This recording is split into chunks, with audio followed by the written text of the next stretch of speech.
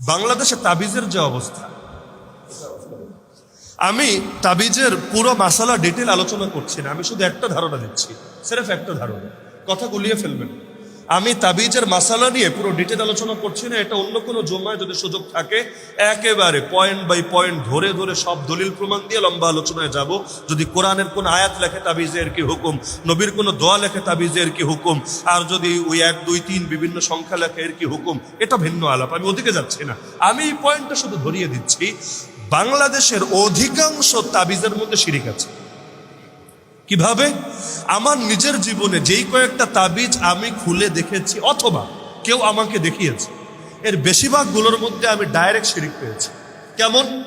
কোনোটায় direct নাম লেখা আছে শয়তানের বিভিন্ন নাম, মানে শয়তানরা ডাকছে।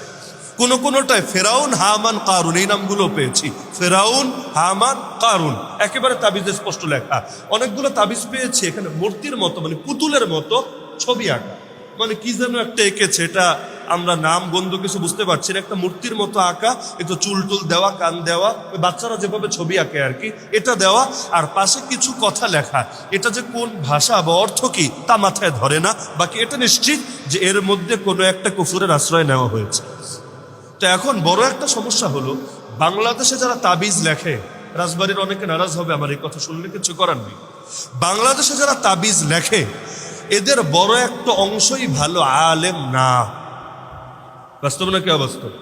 ভালো আলেম হওয়া ভিন্ন জিনিস, আর একটা আলিফ বা তাসা পড়তে পারে, আজান দিতে পারে, কোন রকম নামাজ পড়াইয়া দিতে পারে, এটা ভিন্ন জিনিস।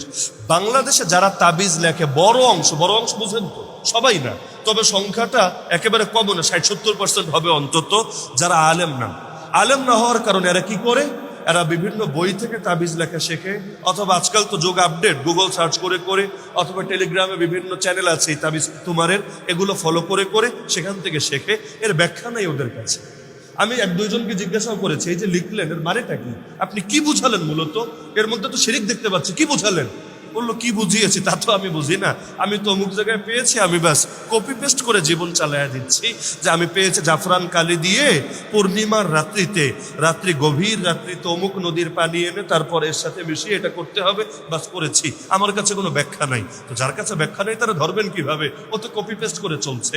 তো এরকম যদি তাবিজ লেখনেওয়ালাদের অবস্থা হয়, তাহলে তার কাছে যাওয়াটাই তো ইমান হুমকির মুখে ফেলার আলামত হবে।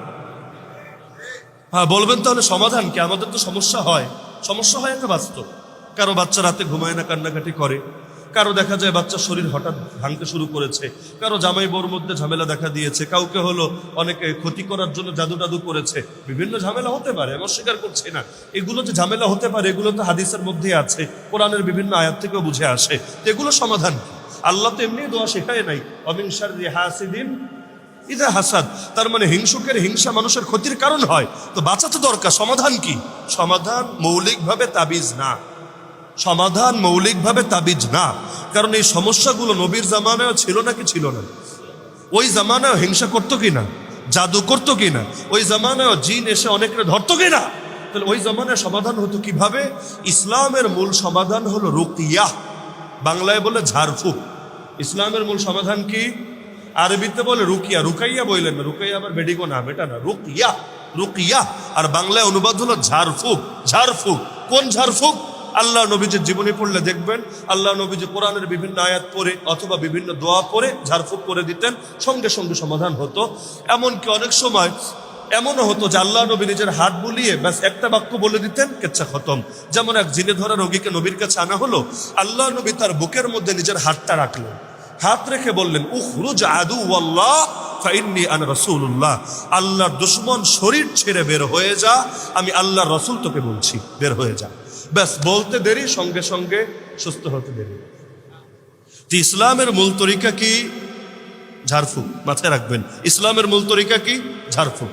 সকালে কি কি আমল করলে সন্ধ্যা পর্যন্ত কোনো ক্ষতি হবে না, সন্ধ্যায় কি কি আমল করলে সকাল পর্যন্ত কোনো ক্ষতি হবে না, এগুলো হাদিসের দ্বারাই সাব্যস্ত। এবং দোয়ার এই বইগুলো বাজারে পাওয়া যায়, আমার নিজেরও লেখা আছে, বহুত জনের আছে। যে কোনো একটা সংগ্রহ করে, বা আপনি বিভিন্ন অ্যাপও পাবেন, গুগলে সার্চ করলেও পাবেন। আল্লাহ নবীর সহিহ হাদিসে বর্ণিত, উল্টাপাল্টা না, সহিহ হাদিসে বর্ণিত যে দোয়াগুলো আছে, আযকারুস সাবাহি ওয়াল মাসা, সকাল এবং সন্ধ্যার জিকির এবং দোয়া, আমরা আমাদের মাদ্রাসায় সব ছাত্রদের বাধ্যতামূলকভাবে পড়াই। করাই, এগুলো যদি আপনি সকাল সন্ধ্যা পড়েন, ঘুমের আগে পড়েন, নিয়মিত পাঠ করেন, কিছু আছে ফরজ নামাজের পরে, ইনশাআল্লাহ কেউ কোনো ক্ষতি করতে পারবে না আপনার। তাও যদি করেও সেগুলোর সমাধানও কোরআন দ্বারাই হবে, সেগুলোর সমাধান হাদিস দ্বারাই হবে। কোরআনের বহু আয়াতে আল্লাহ তাআলা এই পাওয়ার রেখেছেন, বড় বড় সমস্যাকে অনায়াসে সমাধান করতে পারে। অনেকগুলো আপনারা পারেন, যেমন আয়াতুল কুরসি পারেন না, শেষ তিন কুল হু আল্লাহু আহাদ, কুল আউযু বিরাব্বিল ফালাক, কুল আউযু বিরাব্বিন নাস পারেন না? আর কিছু পারেন বা না পারেন, এগুলো নিজে পড়বেন, নিজের বাচ্চারে পড়ে প্রয়োজনে ফু দিয়ে দিবেন, ব্যাস। এগুলো হলো ইসলামের মূল সমাধান, ওই তাবিজ তোমার না।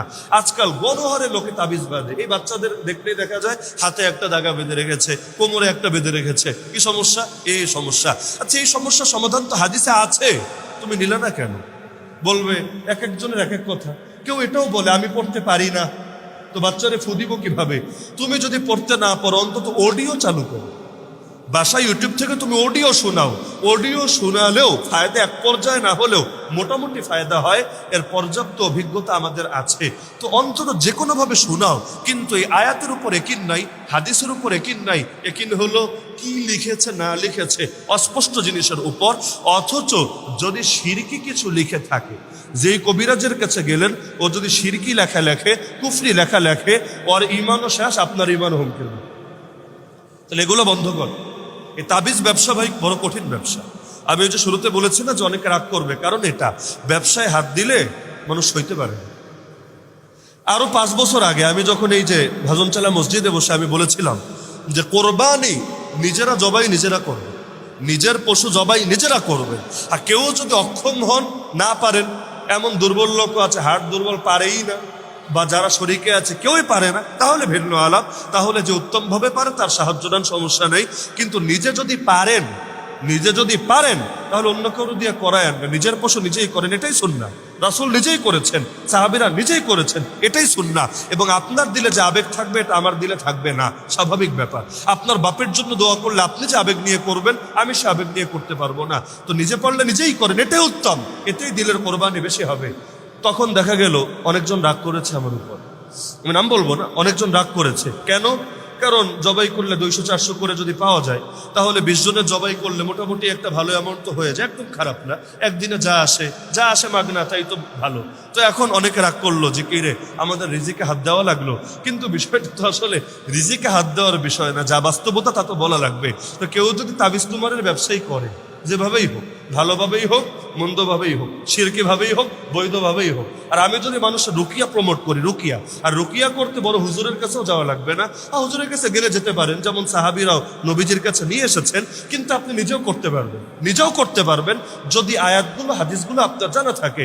তখন তো অনেকেই রাগ করবে, হায় রে কই হাত দিল রে, মাসে 50,000 পুরাই শেষ। তো মুশকিল ব্যাপার এগুলো, কিন্তু যেটা বাস্তবতা সেটা বলা দরকার নাকি দরকার না? তো মাথায় রাখবেন, তাবিজ তোমার ইসলামের মূল সমাধান না। ইসলামের মূল সমাধান কি? রুকিয়া। মূল সমাধান কি? রুকিয়া। বাংলায় বললে ঝাড়ফুঁক। তবে মন্ত্র পড়ে ঝাড়ফুঁক, মন্ত্র পড়ে ঝাড়ফুঁক, কি পড়ে ঝাড়ফুঁক? হ্যাঁ, এখন যদি আবার ওই যে কবিরাজে মন্ত্র পড়ে ঝাড়ফুঁক করে দেয়, তাবিজ ব্যবসা বাদ, এবার ঝাড়ফুঁকের ব্যবসা চলবে। এখন বিভিন্ন কালী মন্ত্র, এই মন্ত্র সেই মন্ত্র পড়ে ছু আর ফু দিতে থাকে, এতে কাজ হবে না, এতে ঈমান আরো বেশি বরবাদ হবে। বরং এটাও দিতে হবে কিভাবে? আয়াত পড়ে বা হাদিস পড়ে, যেটা ইসলামের মধ্যে অনুমোদিত আছে।